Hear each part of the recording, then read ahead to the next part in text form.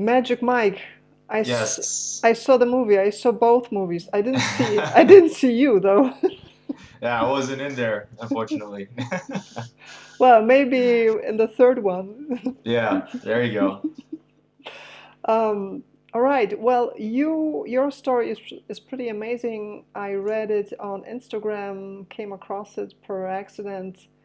So, so something happened to you that medical medicine says should not happen, that it's basically impossible that it would happen. So why don't you tell us about it? Yeah, sure. So this happened about 4 years ago. So I'm 40 years old. So I just turned 40 this year. But about 4 years ago, when I was 36, and let me actually kind of backtrack real quick. So I used to always go hiking. I love to go running. And one of these days, about 4 years ago, I had this really painful ankle. So I thought I just sprained that ankle, from just running around. But I couldn't recall why I had this painful ankle, and then it became swollen. So I went to the doctor. At first, they couldn't actually figure it out. It took them a while before they finally diagnosed it as gout. And then I actually figured it out too because my dad's side of the family has a history of gout. So him and his brothers have had a history of it. But for me, I was thinking, this is usually maybe for when you get a little bit older. And I was in 30s is still young, so 36 years old. Um, and so, when I started having these frequent gout attacks, it just took me out of the running, basically, right? Literally. So I couldn't run. It was painful. And I was having these attacks often after that first initial attack. So that discouraged me from even running because I was afraid of triggering it even further. Just the pain itself was really bad, and I would have it at least once, sometimes twice a month. And I told my doctor, I told her that these pills, after that initial consultation where they diagnosed it, she said, she prescribed to me allopurinol to take, to try to reduce the uric acid levels, right, to help mitigate those, and then also colchicine, which is an anti-inflammatory for when I did have those attacks. So, but and those pills, those medications have a lot of side effects, and I was reading up on it, and it would really, especially colchicine, really wrecks your gut if you continue to use it on a daily basis. And I told her, what can I do to not have to take all this medication, all the time. And she really didn't have an answer for me other than she gave me a list of foods to avoid, right? And one of the top of that list was, avoid red meat, avoid organ meats, but there's amongst other things that were on there too. It had, sugar and things like that. But and when I did my own research, as far as low it's purines, low purine foods, right? So a lot of that included a lot of carbohydrate foods. Um, so I started trying to eat that, and that combination of eating higher carb foods and not exercising led to a lot of weight gain. So because I was used to being active, and then now that I wasn't being able to be as active as I was used to, I ended up gaining a lot of weight. So I'm only about 5'7", 5'7.5" on a good day, but um, but yeah, I gained a lot of weight. I ended up weighing up to 215 pounds was the heaviest. So I started looking at other diets too. I started looking into I started looking into maybe doing a vegan diet, which was a whole food plant based diet. So I tried that. So I ate tons of spinach, tons of greens and leafy vegetables, thinking that it would help me, but I still had those attacks. I even bought a masticating juicer so I could drink those juices, right? Um, all kinds of things I tried with the diet as I did my research to try to mitigate that. But I also had some other history of other metabolic diseases that my family had. That, like on my mom's side, she's had a few of her siblings that passed from cancer at a younger age. Also, my dad's parents, they passed from Alzheimer's. So there was a lot of history of that. So that just got me thinking when I did my own research that a lot of this has to do with just like the foods we eat. So it kind of led me down that path. Um, until I eventually stumbled upon, long story short, I stumbled upon keto, right? So I tried other diets. Uh, Basically, I mentioned going vegan. I went, and then after that, I was like, oh, I wasn't feeling so well. I was actually gaining weight. And then I got into like that dirty vegan where you're still eating kind of like the processed foods as long as it was, vegan. And then after that, I went vegetarian. I introduced, eggs and butter and stuff like that. But then I started introducing fish and I started feeling better again because I introduced protein or back into my diet. And then that's when I eventually kind of stumbled upon keto, and I read more about it, and really focused on the higher fat percentages. And I felt great, right? And so I started losing weight and not being able to exercise as much. It really helped out as far as just having that nutrition in the diet. I was losing the weight. And I started feeling better. I wasn't having the attacks as often. The gout flare ups, I would still have them, but they weren't happening every couple weeks or once a month. They would still happen maybe once every couple months. So it helped to mitigate that the longer I was in ketosis. Initially, I still had the attacks more frequently, but going into it after a third year of it, of 3 years of keto, I still wanted to figure out what was still causing it. So I just basically what I did was I started eliminating certain foods because when I had those attacks, they were painful and I just wanted to get rid of them. I didn't want to have them at all. So I went into I heard Sean Baker on the Joe Rogan podcast, right? And he talked about the carnivore diet. And this was a year before I even went into it, but I thought, wow, this guy just eats meat. That's kind of extreme, right? But I like meat already. I eat that already, but I'm just balancing it out what I think was vegetables, right? But on the keto diet, I was still consuming a lot of the keto treats. So a lot of those were like almond flour based items. So I started eliminating those, and then I started eliminating like little by little, where I was just basically consuming like cauliflower rice, and then with as my side with like my steak, and then after that, this was in March of earlier this year, I decided to let me just eliminate that and just gonna go straight meat because I've heard of Michaela Peterson too, which is Jordan Peterson's daughter. She had all kinds of joint issues, her history with that. And so I decided to try that and say, let me just eliminate all vegetables because I suspect, and my theory was that some of those vegetables that I was consuming, or some of those like those nuts, I was still eating a lot of almonds, and I was still eating a lot of like macadamias, like I said, spinach and other types of greens. I suspected that maybe it was due to like oxalates maybe interacting with some of the uric acid, because oxalic acid, uric acid. Maybe it was just my body was prioritizing excreting the oxalates over the uric acid. Maybe the uric acid would build up.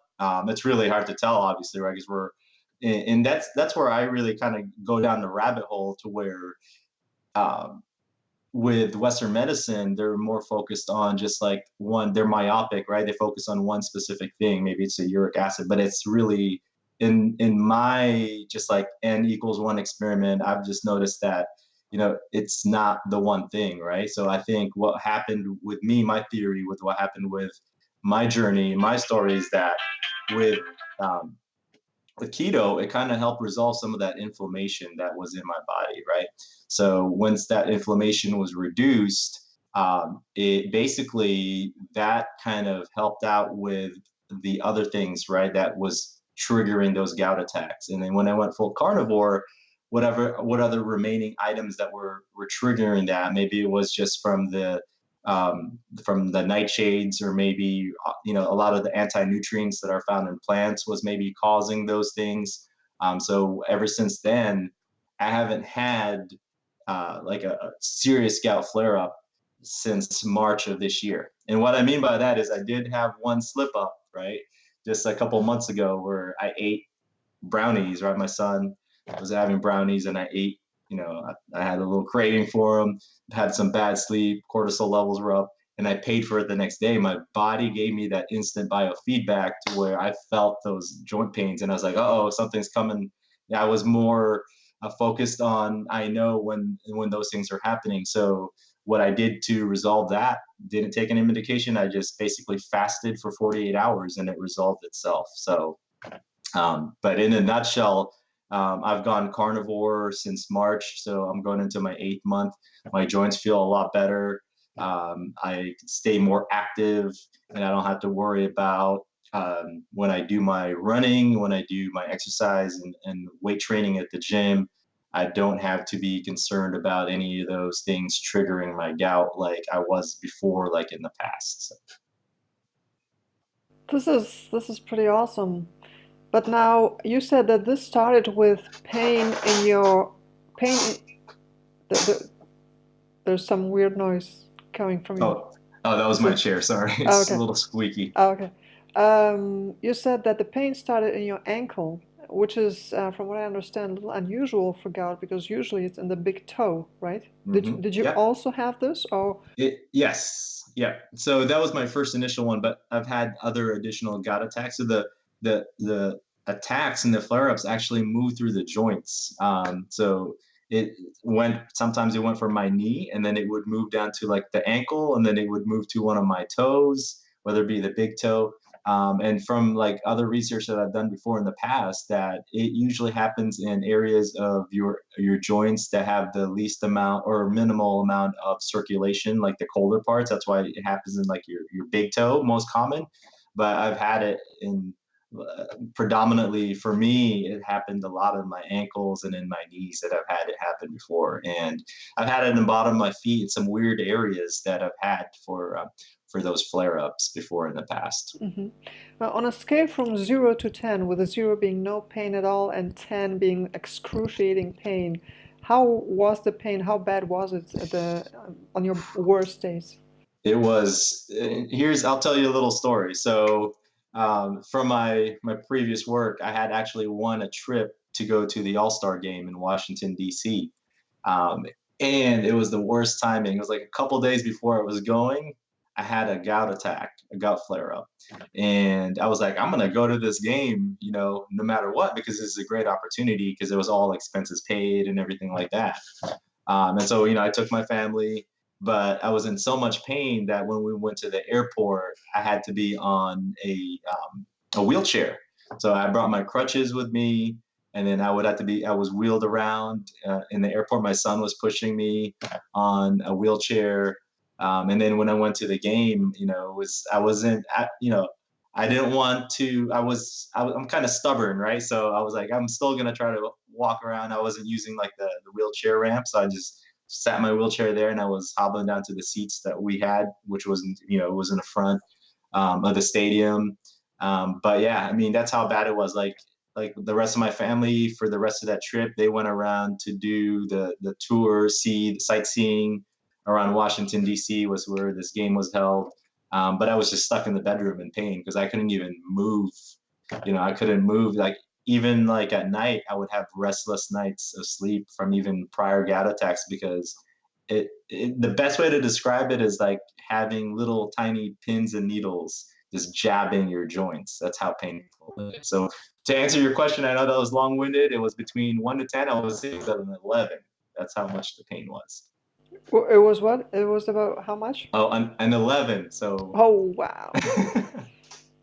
yeah. So I mean, that's at its worst, right? So and some of that pain, I could tell you that it would last anywhere between a week to 2 weeks sometimes of just like really, really bad pain. But of course, it would have its highs and lows. It would be worse at night, which is the worst time. So I would lose a lot of sleep a lot of times in the evening because the pain was just too much. I would just fall asleep out of exhaustion, but it was, and then during the day, it was a little bit more nagging because then you're trying to do other things and maybe take your mind off of it. And so, it was still there, but it's just a night when you're just laying down in bed and you're not thinking about anything else, and that pain just like hits you like a ton of bricks. Mm. So while trying to figure out what impact the diet had on this, you went through many different options. You said you tried the vegan diet, then it was became more vegetarian. You introduced fish, keto, until finally carnivore. So how long were you on the vegan diet, and how did that impact the gout? I did that for about 6 months. And then um, with a vegan diet, I was trying to do the whole food, plant-based diet from the research that I was doing. And, I saw some initial improvements, right? Because I was coming from a SAD, right? Standard American diet of processed foods and sodas. So initially, I felt good, but then I was just lacking the energy. But from the gout perspective, I was still having the gout attacks. I was still having those attacks, although I still felt better overall because now I was cutting out all the junk and all the processed stuff. And then when I reintroduced protein, let's say from eggs and going vegetarian, I did that for another 6 months. I felt better when I introduced that. I was still having the gout attacks, not quite as often, but they were still often. They were still happening. Um, and then when I went into introducing some more protein, like salmon, maybe the omega 3s from that was maybe helping. Um, I felt even better. And then that's when I finally stumbled upon keto. And then when I went into keto, that just definitely uh, improved it. So I would say that when I went to keto, I went like 80% better. And then when I went into carnivore, it went 100%, right? It took me the other 20% from the mitigation of, my gout flare-ups from that perspective. When you went from the SAD diet to the vegan diet, did you also cut out sugar and sweets? Yes, but I would still have those dirty days, dirty vegan days where you can say, "Oh yeah, this is sugar, but it's from plants, so I can still eat it." So once in a while, I would still have that. But I was trying to initially that the first few weeks of that, I was strict, meaning I was just eating legumes. I was eating like green leafy vegetables. Your Brussels sprouts, your broccoli, and things like that. Mhm. You said that there was a time when you ate a lot of spinach. Do you remember whether during that time whether the gout became worse or better or unchanged? It, at first I didn't even think about that spinach would do things like that because I used to eat tons of spinach actually because I would go to Costco. You know what Costco? It's like a big box store, but I would buy tons and tons because to me that was like my staple, right? So I would eat spinach with everything, and then because I thought it was that was good, but the more research I did with that is that I noticed that spinach is high in oxalates. So in my theory, and I don't know, I don't know if there's any actual studies behind it, but just my theory, when I got rid of spinach altogether, I noticed that I got, I had less joint pain. And I think that's one of the things that helped by eliminating that totally and any other nightshades, any other oxalate or high um, inflammatory anti-nutrient plant materials. I think that definitely helped with contributing to the mitigation of my gout flare-ups. Hmm. So, did you ever tell your doctor about your dietary changes, about eating only meat? And if so, Yeah, how did yeah, she and react? she looked at me like, "What? Are you crazy?" Because I've tried different types of there's different versions of carnivore too. So within the carnivore diet, there's also the whole nose to tail, and there's just the meat, salt, and water versions. But when I told her that, she was like, "What are you? So how are your flare-ups?" And then when I told her that my flare-ups were totally gone or minimizing them, she's like, she didn't have anything to say. So I said, well, I'm not going to be calling you anymore for any more pills because I don't need them. I'm not gonna have any more prescriptions. So I think that's where, like with Western medicine, a lot of traditional doctors, there's nothing against them. I mean, she's actually like a family friend.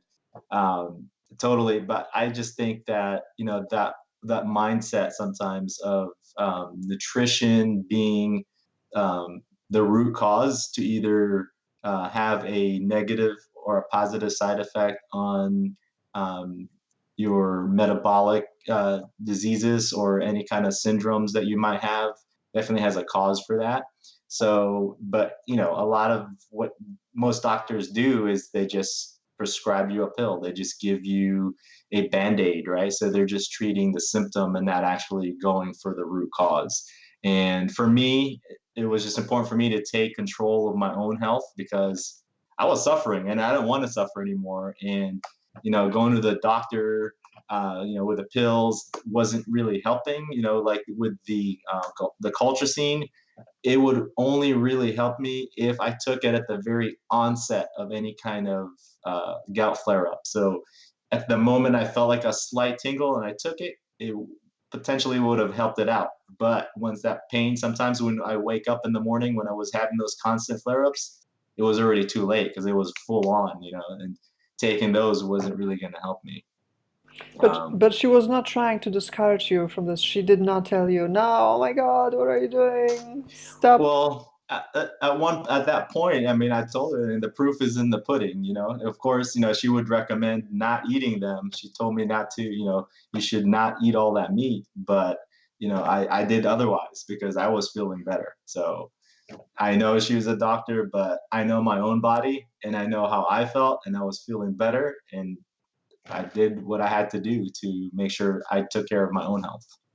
I find this crazy that when doctors are confronted with that type of stories that go completely counter to their education and to their maybe other experience, that they rarely ever demonstrate any curiosity. They're like, "Oh, Hmm. tell me more about it. Right. How did you come across this diet? What? There's a doctor who recommends it?" Nothing. Like they just like Hmm. something switches, like program B, Yeah. and then they rattle off, what they've been told in medical school or somewhere. It's just sad. Yeah. So one thing is, I don't know whether you know about this, but there's actually a lot of reports, a lot of information about fructose triggering gout attacks. And from what I understand, like medical medicine is completely oblivious to this.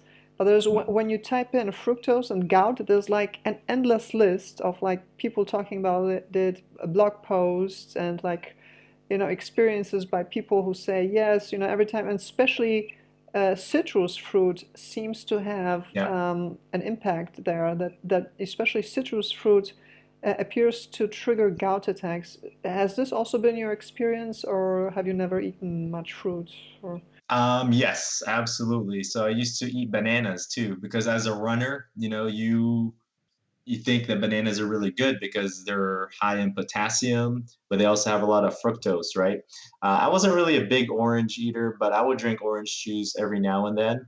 But at that time, I was so early into that stage where I wasn't focused on the correlation as far as what fructose, and it could have been definitely been a trigger point for me when I was still consuming those foods, especially when I was doing the veganism, because I was ingesting a lot of fruits too as well. So I didn't mention that earlier, but not only the leafy greens, I was still consuming the fruit. So that would have also might have potentially caused some of that too. And I have read the same studies and some of the same research that are saying that fructose is definitely one of those things that can trigger, or anything that's high in sugar, specifically fructose, that causes a lot of those the gout flare ups. Mhm. So walk us through exactly what you're eating, how much, and how often. Yeah. Okay, so I used to actually, when I started keto, I was very strict, right? So what I mean by that is I used to track everything initially because for me, that's what got me into the routine. So I would track my macros, making sure I was getting 70 to 75% fat, and I was getting about 20 to 25% protein, and about 5% carbohydrates. So that's where I started. Right now, today, I'm more eating by intuition. Okay, so what I mean by that is I eat once a day, maybe twice a day. But I would eat right now just red meat, so mostly from ribeyes. And once in a while, I'll switch it up. I'll do like strip steaks. I'll do like right now. I have some short ribs that are cooking in the slow cooker that I'm gonna be broiling. So I focus mostly on higher fat red meat. So I'm just more drawn to beef than anything else. I'll still eat bacon. Sometimes I'll eat eggs. I do consume salmon roe just for the extra vitamins. You know, you get the DHA, the EPA. It's good for your brain health and your brain function. So I'll call that like my supplement or like my vitamins. But for the most part, I consume just beef, and then occasionally I've been slacking. I used to eat it on the regular. It was liver, so I'll do both cooked and raw. So I grew up actually eating liver, so I like the taste because I know a lot of folks just don't like liver or organ meats at all. But that's my primary go-to organ meat. I haven't ventured off into the other stuff yet, so seen a lot of folks on Instagram that I also follow that I'm friends with that consume like other like brains or other parts of the ruminant animals. But I haven't got that adventurous yet. But I stick to outside of just like the muscle meat, I stick to bone broth. I do love bone marrow when I can get it or whenever I have it available. I love that. And then the liver, of course, other than that. So that's pretty simple. I like it because it's an easy routine. I don't really have to do much other than grill my steaks, either cook it on a charcoal or I cook it on a cast iron pan. So, or ground beef too is another staple of mine. What oil do you use? I don't use any oil unless here's my favorite method is actually just to cook the beef in its own fat. So basically the trimmings from the ribeye, and I just let that render and I fry it in that.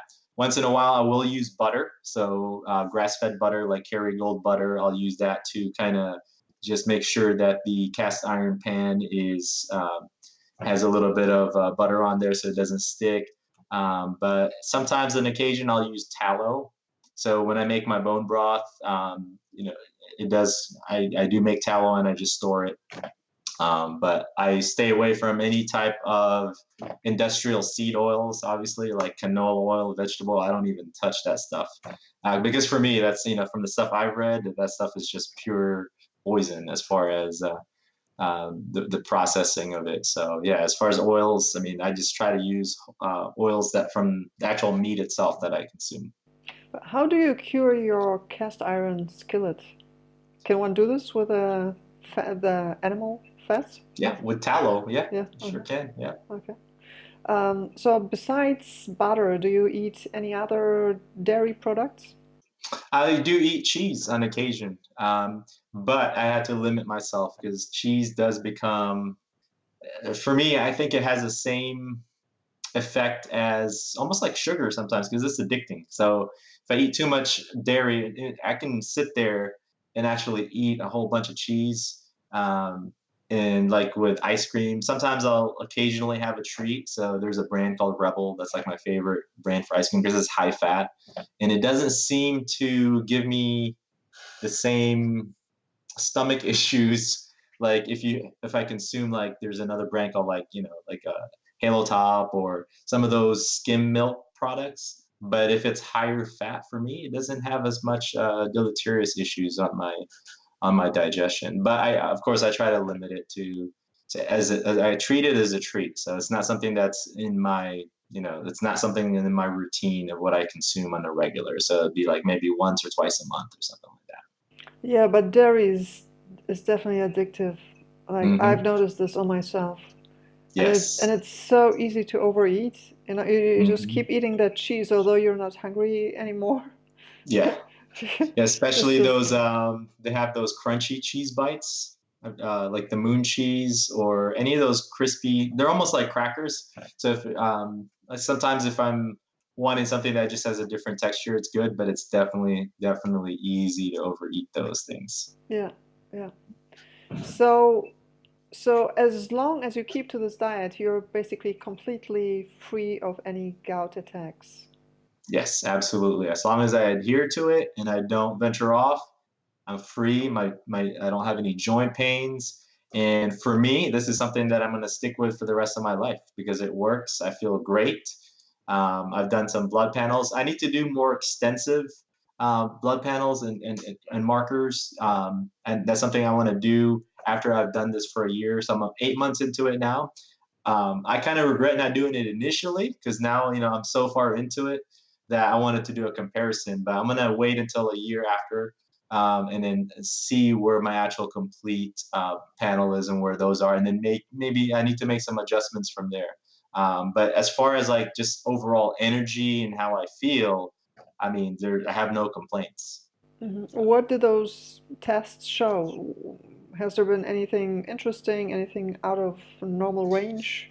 Cholesterol, of course. So cholesterol is high because obviously I'm consuming, but that's not something obviously I'm not worried about from the context of a high fat ketogenic state. Because even though carnivore, keto, I mean, I would say that carnivore is a subset of the ketogenic diet because I'm not consuming any carbs and I'm consuming a lot of high fat protein from animal products. So just by the ingestion of those things, by that nature, my cholesterol is going to be high. So, but that's from just like the research podcasts and things I've listened to um, from this context of the way of eating. I'm not worried about it because uh, you know we need cholesterol. Cholesterol is something that it is a necessary item for a lot of our different hormones, especially for myself too, because now I'm 40, so that's definitely good for testosterone, for muscle building. So that's from that context, from the blood test that I took, the high cholesterols initially. And if you're looking at it from a mixed diet perspective or from a sad diet perspective, then yeah, I would be worried. But from the way of eating that I'm doing right now, I'm not worried about it. So. Yeah, I think the cholesterol, I think that's been this myth that this is a marker, a predictable, a good marker to predict heart disease or any other condition. I think it has been debunked Hmm. thoroughly. Actually, we know that people who have higher cholesterol numbers and when they have a stroke, their chances of survival are actually higher than in people who have lower cholesterol numbers. And there's also one researcher, Kendrick Kendrick, or Kendrick Malcolm, something like this, and he has talked about a disease that a very small part of the population has. It's I'm gonna butcher the pronunciation. It's hypercholesterolemia. Yes, yeah, Okay. Wow, you even understood what I I'm meant. familiar. I'm familiar with yeah. Right. So those are people who are genetically have a genetic condition that their body produces excessive amounts of cholesterol, and a number of those people have been tested for arterial blockage, and it turned out that some of them with a really like astronomically high numbers of cholesterol, that they had zero plaque in their arteries. So and like in general, people with this condition, they don't have a higher risk of developing heart disease. So I mean, this fact alone Hmm. completely destroys this idea that cholesterol could have anything to do with heart problems, right? Right, right. And yet the medical community completely ignores this. Um, so what is also interesting, you said that you like eating liver, and this also does not trigger any gout attacks when you eat liver. Nope, it doesn't. Even like my dad, I told him that I was consuming a lot of liver, and he looked at me like I'm crazy because for him, he's more old school. So he was like, "Oh man, you're gonna have these attacks when I first started eating." Because I just recently reintroduced liver. I told you earlier I grew up eating it, but I kind of got away from it. But then when I got back into carnivore, that's when I started consuming it. And I told them I eat liver, on the regular, and it doesn't cause me any attacks, because liver definitely has a lot of nutrients and vitamins that help to offset some of the things that are lacking in just like muscle meat from a steak.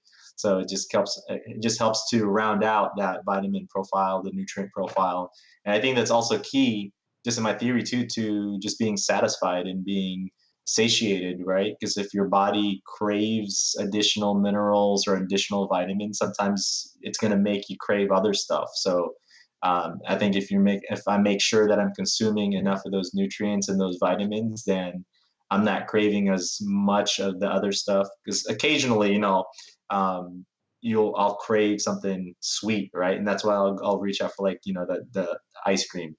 But that's when I know I need to consume some more vitamins, some more nutrients, and I'll reach out for the liver, or I'll reach out for the salmon roe. Mm. So meat doesn't trigger gout attacks. Organ meats don't trigger gout attacks in you. What about alcohol? Do you drink alcohol every now and No, then? I don't. No. I don't drink alcohol. Maybe once in a blue moon. Like, it would be like, let's say, if it was like a special occasion or something, I'll drink something that's like high, not high, but the hard liquors is what I was trying to say. So definitely, like, maybe like tequila or vodka, something that doesn't have any carbohydrates. But I know that beer is not a good thing for my gout. So before I've had the beer, because I don't know if it's the fermentation process from the yeast or whatever process that happens in the making of beer does have some sort of triggering effect on my gout. And that's when I used to consume beer. I used to love drinking craft beers. But once I eliminated that too, that could have been another thing, another factor too, that would have helped in mitigating my gout attacks. Because I don't drink alcohol at all, not on the regular. So Wait a minute. So you're fine with hard liquor? So hard liquor won't trigger a gout attacks? I haven't had any. No. That's crazy. So as far as like vodka or Tequila. tequila, yeah. Yeah, but I haven't tried like the other stuff, like whiskey, or or anything like that. I haven't tried. I'm not really into those. I'm more into like the clearer liquors if I do drink them. Hmm. So, apart from the gout attacks, and of course, you have also lost weight, what other benefits have you seen since going carnivore? For me, it's just been able to not eat as often.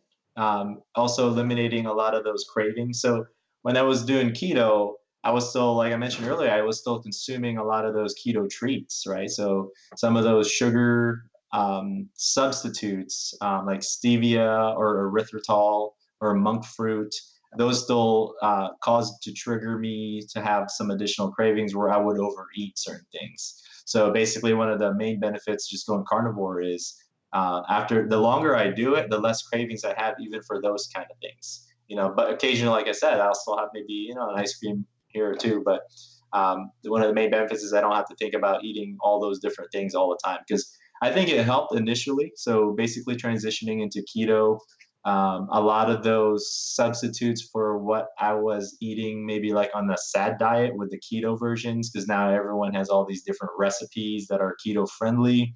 But that was still kind of just like, it was better than eating sugar, regular sugar, but you're still substituting, you're still not really eliminating that addicting, like the things that sugar still does to you. You're just substituting with something maybe not as bad, but by eliminating all that altogether and just eating just the meat, it's just a lot simpler for me, and it doesn't give me any of those cravings to where I overeat. So now I just eat to satiety. I'll eat maybe 1.5 to maybe sometimes 2 pounds of beef, and then I'm good until the next day. And if I get a little bit hungry, I'll eat like a little snack. I'll eat like some pork rinds or some beef jerky, or maybe some eggs or something like that, or maybe some cheese.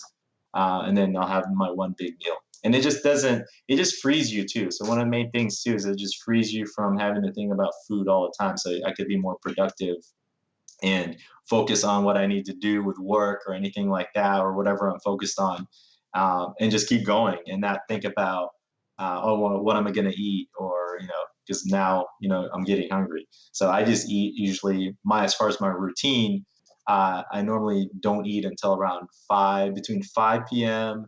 to around 8, 9 p.m. is my eating window. So that's when I'll eat my one big meal usually. But I'll get my workout in. I do prefer, as far as my routine, I prefer to do fasted workouts. So I like to lift and I like to do any kind of cardio on a fasted state. I just feel better that way, and I could tell my body's producing those extra ketones, depending on what the activity is. So if it's more glycotic, then I'll basically, I can tell my body's producing um, glycogen through uh, what is that process? Gluconeogenesis, right? So, and I know that because I'll do the blood test.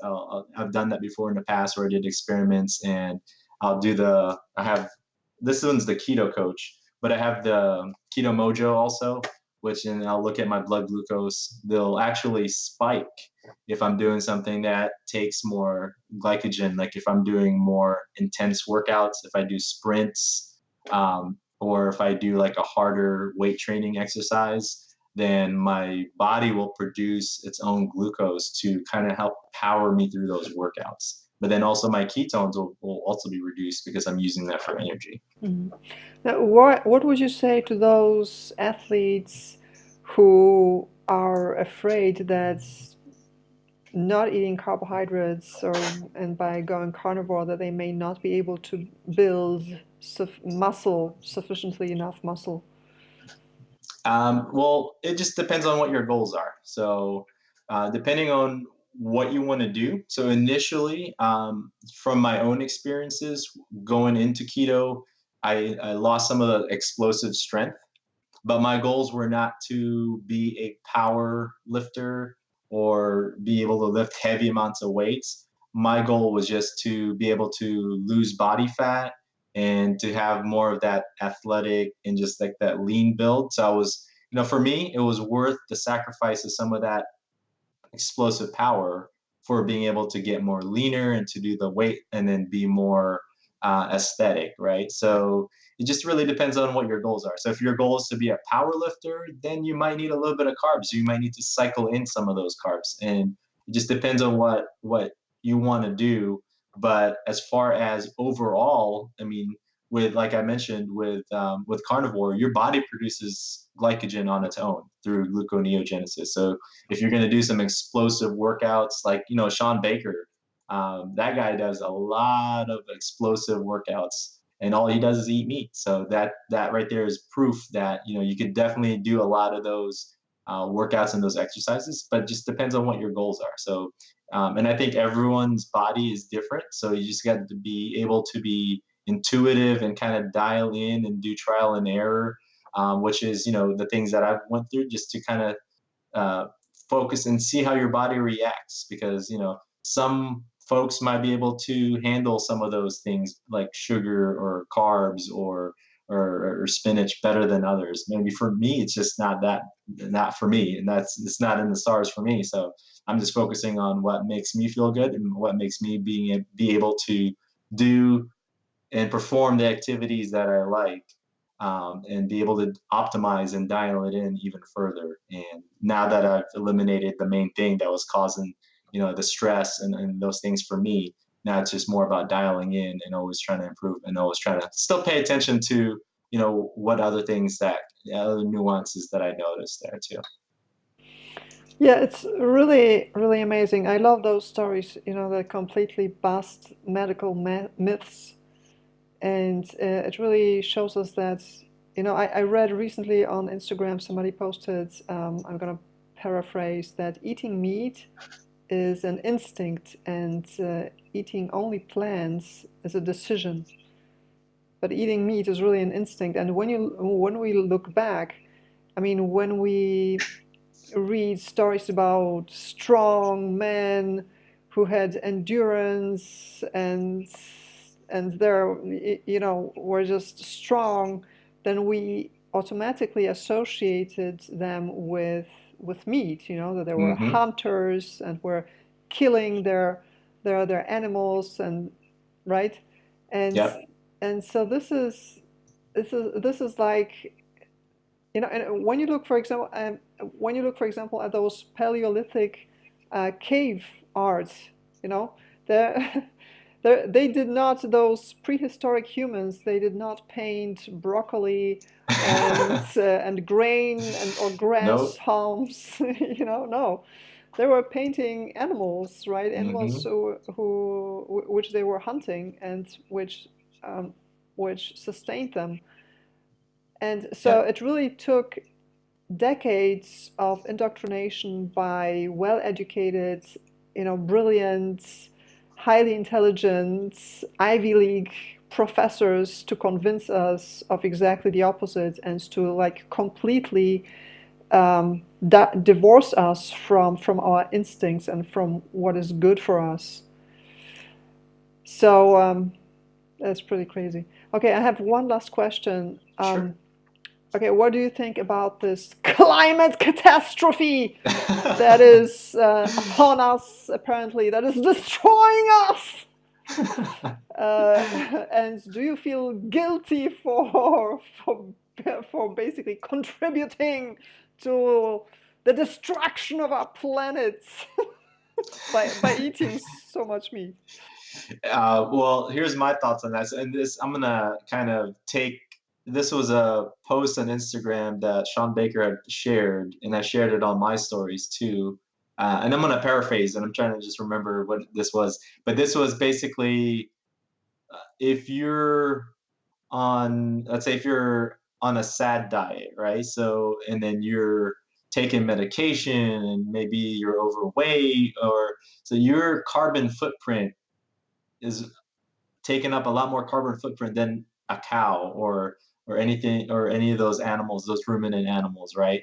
So my thought on this is that, because if I consume, like a pound of meat, that's like a cow and a half a year, right? Just an average, right? So that's the numbers. But um, someone who's consuming all these other things, with big industry to make a lot of these different products, all these processed foods that have to go in there, that takes up a lot of, people don't think about it from that perspective, right? So sometimes they're just myopic and they think about, oh man, the cow farts are killing us. They're creating they're creating all those gases that's causing. But in fact, that's really not the case.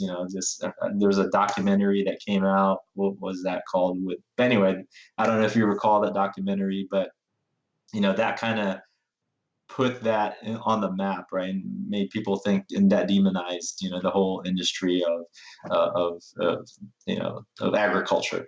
But I think just like that in general itself, like big agriculture with plants and everything like that. I mean, Wait, do you mean cowspiracy? conspiracy. That's it. Yes. I haven't watched it, but I heard about it. Yeah, yeah. So basically, I mean that they're saying that cow farts, are the methane from the cow farts, are what's causing all this, the climate change that's happening right The now. cow So, farts. but Awesome. but I think, I mean, there's a lot of sustainable. It's actually carbon negative. There's some stuff that I've read where a lot of the farms that are not industrial, and I believe in that too, as far as sustainability, in being able to have agriculture that can basically be carbon negative, to where we don't have to grow our beef in a factory farm setting, to where they can, we can have that. But there's a lot of interest in government, and there's a lot of lobbying, so this is not something that's going to happen overnight. But I think things that, if the more we can actually kind of encourage that kind of farming, sustainable agriculture, I think that just makes it uh, more impactful, even from a carnivore perspective, right? So even though, we're consuming a lot of meat, which is, our way of life and our way of eating, I think, there still has to be some sort of way we can do that, agriculture. I mean, in a humane way, but also help the environment. And there's a few farms out there that I know that, here locally. that do that. So that's something that I would encourage to that we should be having some focus on that or pay attention to. Okay. Well, okay, I'm gonna give my worthless 2 cents on this, and then I'm gonna let you go. But you see, you know, the thing is that CO2 is part of the photosynthesis. So, like, you can't have plants. You know, plants need CO2 in order Yep. to grow, and you need plants, of course, to raise animals, right? And what we actually know that when we look at the atmosphere of the last 18 million years of our planet, then the CO2 content has been continuously going down, actually. And it used to be at like several thousand ppm, and now it's like at around 400 ppm. And we know that when it reaches around, I think, around 150 ppm, then plants stop to grow. So we actually, if anything, we need more CO2 in the atmosphere. And there's actually no evidence, really no convincing evidence at all, that CO2 has any influence on the climate. But even if it has, fact is that 97% of all the CO2 in the atmosphere is produced by oceans or Hmm. volcanic eruptions and like other like natural things that have nothing to do with humans. And it's Right. only estimated 3% that are caused by humans. So now, even if humans stop producing any CO2 at all, like if we, you know, took it down to zero, it would have virtually no impact on Yeah. anything, like virtually on anything, because 90 fucking 7% are produced by Right. oceans, volcanoes, By nature. Yeah. nature, you know. Yeah. So it's just madness. And if you ask, for example, people who grow plants like indoors, you know, like hydroponic stuff, then and it's of course in a closed environment, right? And they have those control panels where they can actually control the content of the air The inside that, atmosphere. Yeah. right? Within. Yep. And so ask them what's the ideal ppm number for CO2. They will tell you it's between 1,200 and 1,500. And that's why they also crank it up to that number, Mm. because they know that that's when the plants grow more and grow Thrive. better. Yep. It's like a fertilizer for the plants. Hmm. Okay? So like this whole I mean, I love the idea of, you know, like having like happy cows that are roaming the landscape and they're eating their grass and nothing else, you know, so they're having like a really good life and just one bad day. And just great, you know. Uh, sure, but but do we need to force this upon the farmers, upon the agriculture, in order, you know, to save some imaginary catastrophe, you know, save us from some imaginary catastrophe? No, I think that's complete Yeah. nonsense. That's how I see it. Well, Magic Mike, thank you very much. Thank you for all Thank the you. time you took, and keep doing your magic.